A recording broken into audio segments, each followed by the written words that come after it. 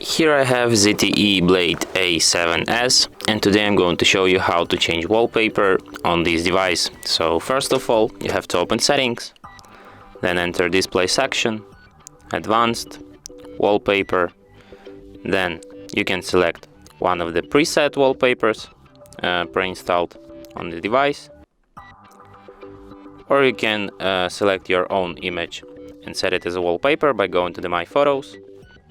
Then you have to select your image, then you can adjust it like this, and then tap.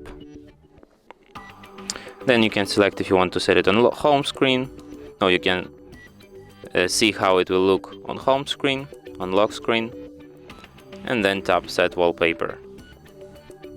And here you can select if you want to set it on home screen, on lock screen, or on both screens. And as you can see, wallpaper changed.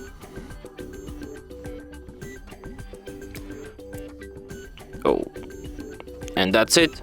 Thanks for watching. If you find this tutorial useful, don't forget to hit that like button and subscribe to our channel.